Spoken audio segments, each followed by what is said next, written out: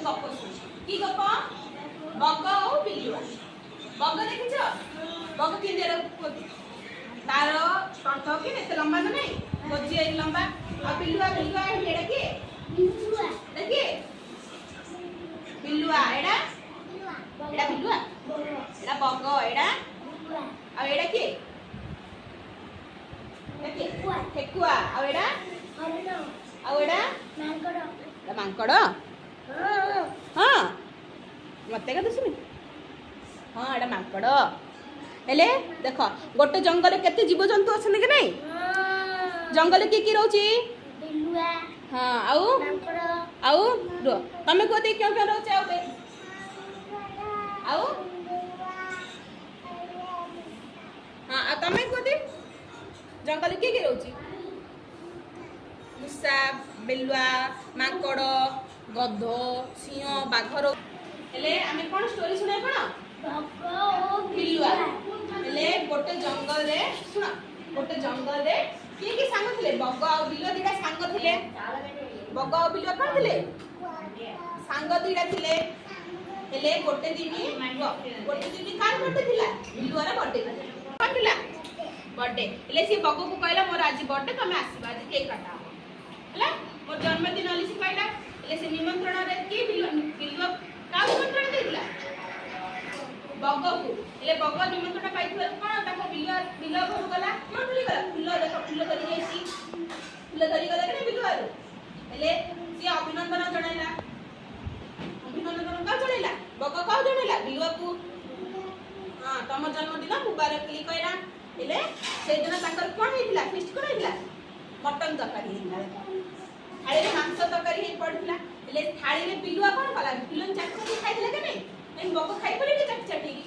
କିଏ ଖାଇଦ? ଦେଖ ବଗ ଖାଇପାରି, ତାର ତ ତଣ୍ଟ ଅଛି, ତାର ତଣ୍ଟି ଅଛି କି ନାଇଁ? ଲମ୍ବା ଅଛି, ସେ ଥାଳିରେ ଖାଇପାରିବନି ନା। ସେ ଥାଳିରେ ଏମିତି ଚାଟି ଚାଟି ଖାଇବ କି? ଖାଇପାରିବନି। ହେଲେ ସେଦିନ କଣ ହେଲା?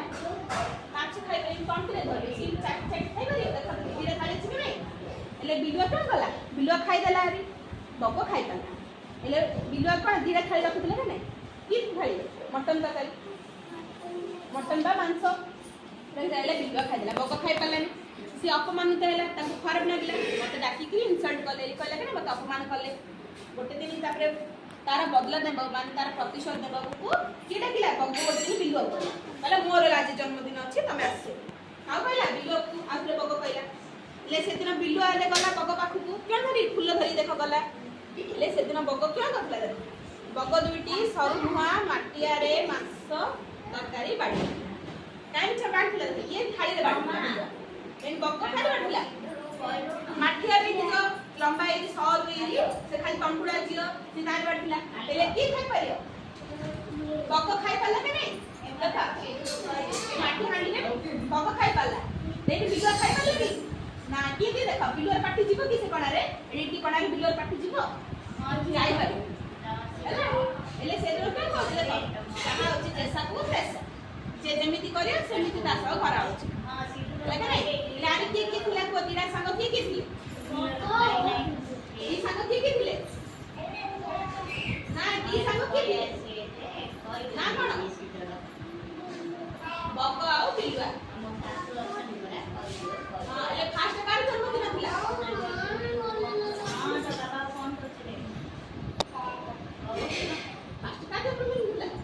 ବିଲୁଆର। ବିଲୁଆ କାହାକୁ ଡାକିଥିଲା? ବଗକୁ ଡାକିଥିଲା କି ନାଇଁ? କାହାକୁ ଡାକିଥିଲା? ବଗକୁ ଡାକିଥିଲା। ହେଲେ ବଗ ସେଦିନ ଗଲା କି ନାଇଁ? ହେଲେ ସେଦିନ ମାଂସ ତରକାରୀ ବାଢିଥିଲା। ମାଂସ ତରକାରୀ ହେଲେ ମୁଁ ତମକୁ ପ୍ରଶ୍ନ ପଚାରି ନା, କିଏ କିଏ ସାଙ୍ଗ ଥିଲେ? ବିଲୁଆ ବଗ। କାହାର ଜନ୍ମଦିନ ଥିଲା ଫାଷ୍ଟ? ବିଲୁଆର। ତାପରେ ବିଲୁଆ କାହିଁକି ତାକୁ ଦେଲା ଖାଇବାକୁ? ବଗକୁ ଥାଳିରେ। କାହିଁକି ଦେଲା? ଥାଳିରେ। ଲେକିନ ବଗ ଖାଇପାରିଲା କି ନାଇଁ? ହେଲେ ତାପ ଦିନ ବଗ କାହାକୁ କହିଲା? ବିଲୁଆକୁ କହିଲା କି ନାଇଁ? କ୍यों କହିଲା? ମୋର ହେଲେ ଜନ୍ମଦିନ କାଲିକି ଆସିବ ବୋଲି କହିଲା। ହେଲେ ତାପ ଦିନ କିଏ ଗଲା ଜନ୍ମଦିନକୁ? ବିଲୁଆ। କାହା ଜନ୍ମଦିନକୁ ଗଲା? ବଗର। ହେଲେ ବିଲୁଆକୁ ସେଦିନ ବଗ କାହିଁକି ଦେଲା ଖାଇବାକୁ? ମାଠିଆରେ ଦେଲା। ମାଠିଆରେ ଦେଲୁ ବିଲୁଆର ପାଟି ଗଲା କି ସେ ଭିତରେ? ନାଇଁ। ହେଲେ ସିଏ ଯୋଉ ତାର ଅପମାନର ବଦଲା ନେଲା କି ନାଇଁ? ତାର ପ୍ରତିଶୋଧ ନେଲା। ଦେଖିବ ନା को जैसा को तैसा भले ले गप हां भले ले गप हां का गप सुन को का विषय